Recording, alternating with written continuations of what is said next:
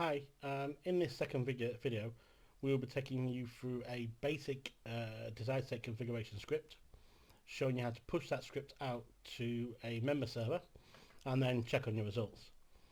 We are using what's called a push installation in this video. Push installations are good for demonstrations, for proof of concept, but on a production network I would recommend a pull installation. Now, pull installations are something that we were looking at in video 4 of this series. In the next video 3, we'll be looking at configuring the local configuration manager. In this video, like I said, just a basic script, how it's structured and how we execute it. Enjoy. Let's just make this screen a little bit bigger so that we can see some of this stuff a bit clearer. What we've got here is the most basic of desired state configuration scripts. This script is going to do a single thing, which is look for the presence of the web server feature on a set of computers, and if that feature is present, then leave it there. If it's not present, then I want it installing. Now, starting off at the top, we've got the keyword configuration, which identifies this script as a desired state configuration script. And then we've got the name of the script, myconfig.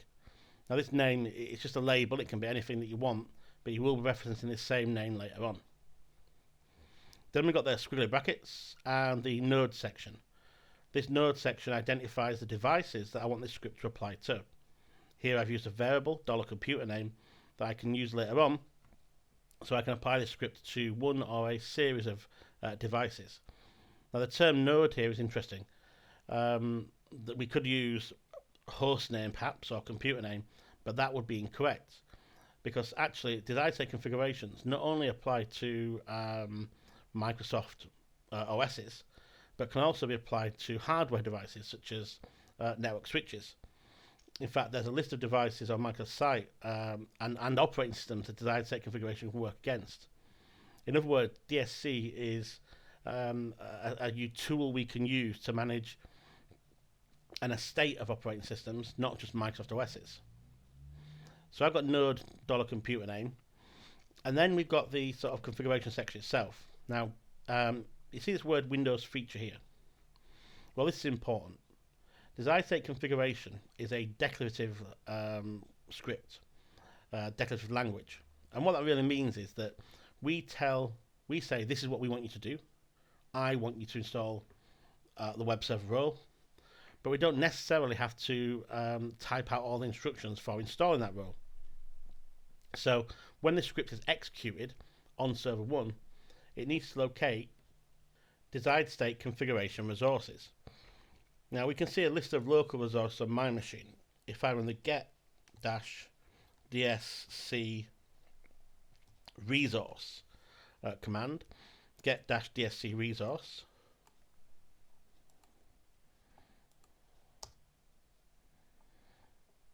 and it'll take a second, but you can see each one of these is a PowerShell desired state configuration resource.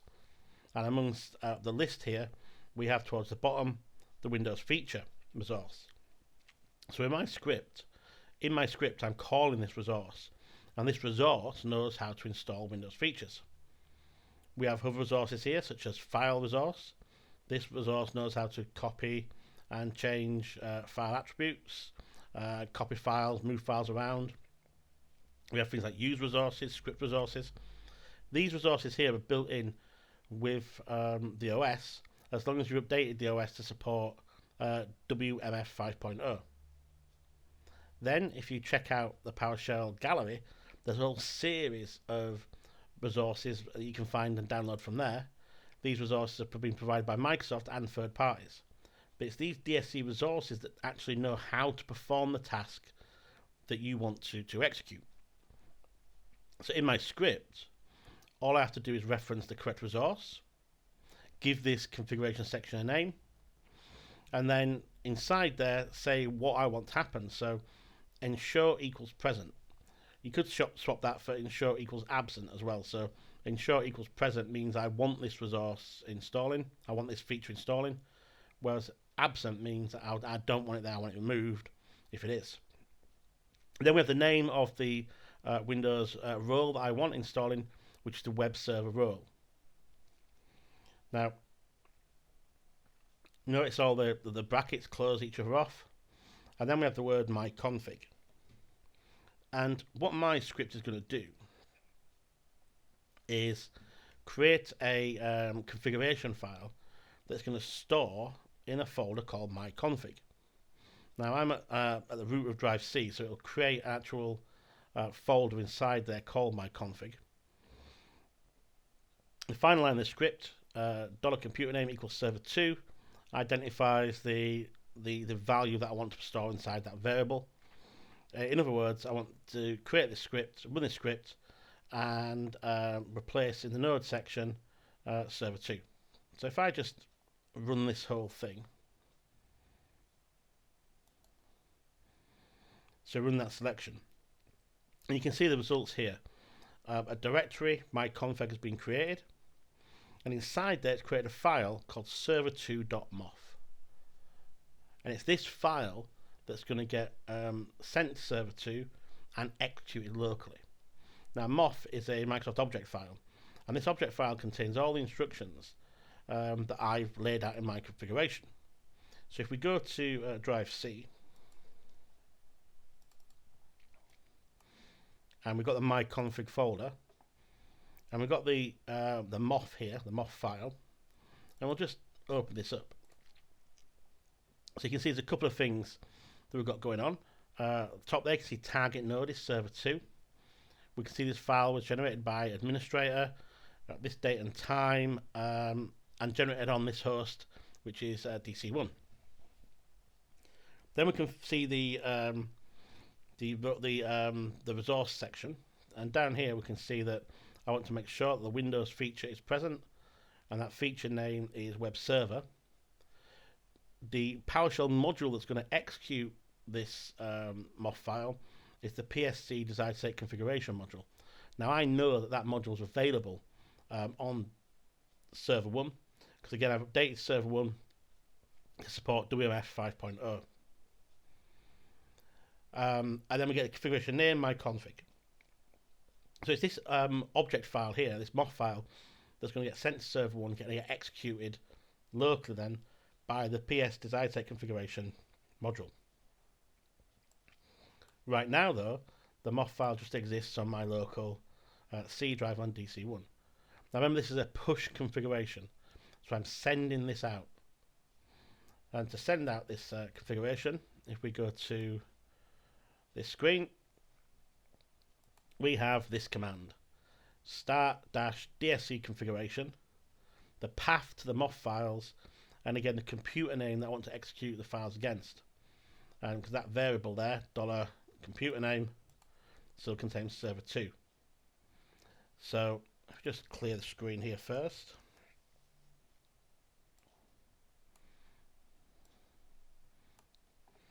And we'll make this thing a little bit bigger.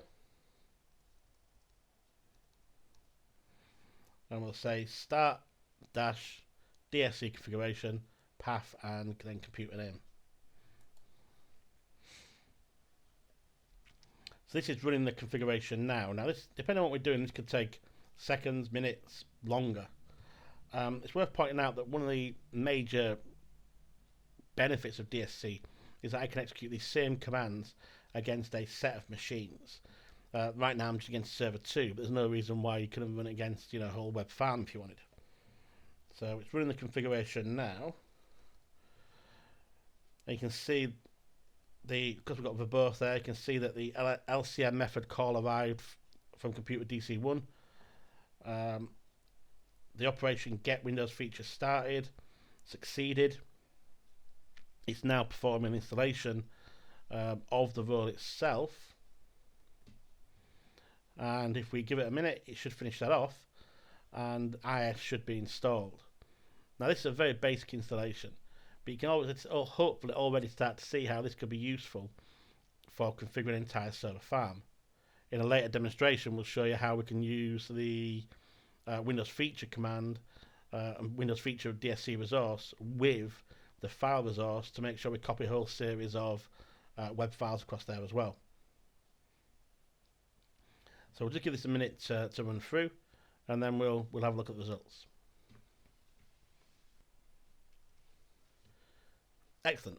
So you can see here that the installation was successful. It tells the time it took to perform the installation as well.